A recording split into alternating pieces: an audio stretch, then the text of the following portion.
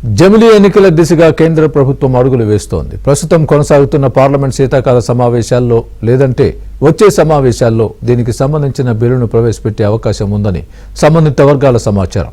ఆ తర్వాత దీనిని జాయింట్ పార్లమెంటరీ కమిటీకి సిఫార్సు చేసే సూచనలు కనిపిస్తున్నాయి. జమిలీ ఎన్నికలపై భిన్నాభిప్రాయాలు వ్యక్తమవుతున్న వేళ దీనిపై ఏకాభిప్రాయం సాధించేందుకు ప్రభుత్వం ప్రయత్నిస్తున్నట్లు సమాచారం.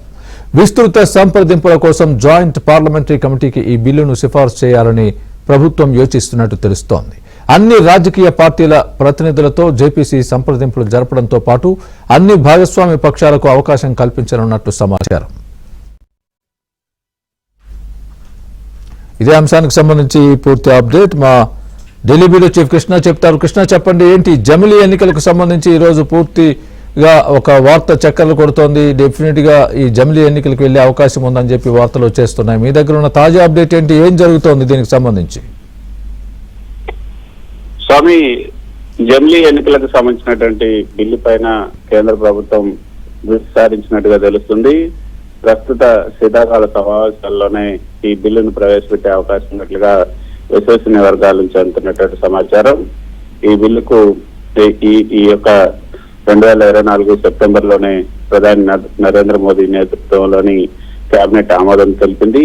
ఈ ప్రతిపాదన ప్రకారంగా పార్లమెంట్ ఎన్నికలతో పాటు అన్ని రాష్ట్రాల అసెంబ్లీ ఎన్నికలను కూడా జతపరిచి ఈ యొక్క జమిలీ ఎన్నికలు నిర్వహించాలని భావిస్తున్నారు. అంతేకాకుండా ఈ ప్రతిపాదన కనుక అమలు కోసం రాజ్యాంగ సవరణలు చేయాల్సినటువంటి అవసరం ఎంతైనా ఉంది. ముఖ్యంగా ఆర్టికల్ 172 రాష్ట్రాల అసెంబ్లీ కాల పరిమితి పెంచడం, అదేవిధంగా తగ్గించడం దానిపైన, అదేవిధంగా ఆర్టికల్ 356 రాష్ట్రపతి పాలనకు సంబంధించినటువంటి మార్పులు అవసరం.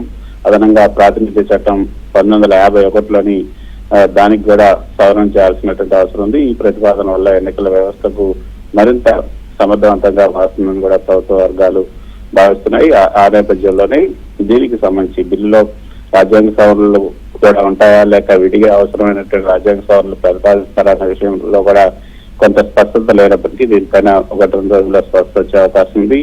ఇక ఈ జమిలీ బిల్లుకు సంబంధించి జమిలీ బిల్లుని ప్రవేశపెట్టిన తర్వాత జాయింట్ పార్లమెంటరీ కమిటీని కూడా జేపీసీకి పంపి విస్తృత సంప్రదింపులు కూడా జరపాలని కేంద్ర ప్రభుత్వం భావిస్తోంది. అందుకే దేశవ్యాప్తంగా ఒకేసారి అన్ని రాష్ట్రాల అసెంబ్లీలకు పార్లమెంటు ఎన్నికలు నిర్వహించాలన్నదే లక్ష్యంగా ఈ వన్ నేషన్ వన్ ఎలక్షన్ బిల్లును తీసుకొచ్చే ఆలోచనలో కేంద్రం ఉన్నట్టుగా తెలుస్తుంది. దీనికి సంబంధించి 1-2 రోజుల్లో పూర్తి స్పష్టత వచ్చే అవకాశం ఉంది.